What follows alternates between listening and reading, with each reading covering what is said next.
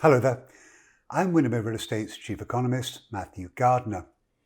Well, since the election, I've received an awful lot of messages on social media and my inbox asking me to talk about what the housing market might look like under a new administration. But rather than reach out to you individually, as pleasant as that certainly would be, I thought it would be easier to send you all this short message.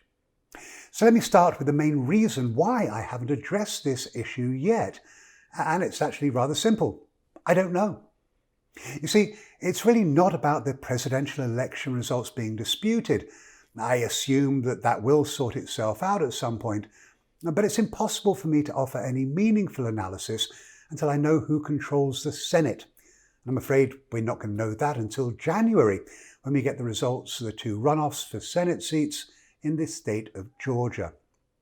You see, if Republicans hold those two seats, it's almost guaranteed that they will maintain control of the Senate. And because of that, any major plans that the new administration might want to implement, well, they're likely to face a very significant obstacle in the form of Senate Leader McConnell.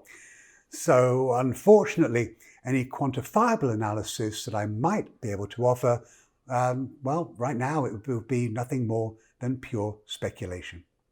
That said, President-elect Biden does have some pretty big plans for housing, with a focus on new renter tax credits and significantly enhanced funding for subsidized housing.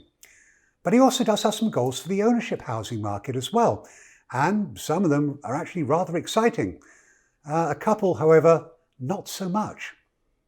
By now, many of you will know my concerns about housing affordability, and this worry, apparently, hasn't fallen on deaf ears. The new administration plans to enact some much-needed zoning reform, and it would make community development block grants and transportation block grants contingent on cities adopting strategies that will get rid of the antiquated exclusionary zoning laws that have significantly limited new construction in the country. As you also might be aware, the outgoing administration, they pushed hard to limit increased density, specifically in single-family zoned areas. The new administration, they want to change it. But what I'm particularly excited about is something else, and it's a plan to help families buy their first homes. And the way they intend to achieve this is by creating a new refundable, advanceable tax credit up to $15,000. Now, this isn't really a new idea. We've seen versions of this under the Bush administration, also under the Clinton administration, and we also saw it in the aftermath of the Great Recession. But given the significant demographically driven demand that we are going to see going forward, I think it's actually very, very exciting.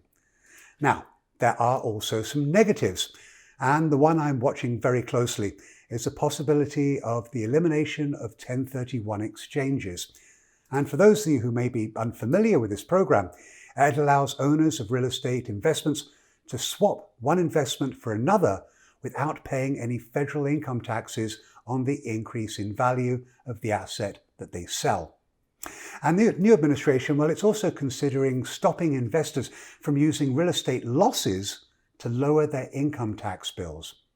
Now, of course, there's lots of other tax-related proposals that may well affect all of us, but these largely revolve around changes to the income tax code. I'm going to leave that topic alone for right now. The bottom line is this.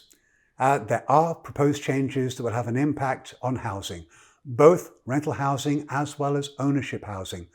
But I'm afraid that you're going to have to wait to get my detailed thoughts until the picture becomes an awful lot clearer. But rest assured, I am keeping on top of this.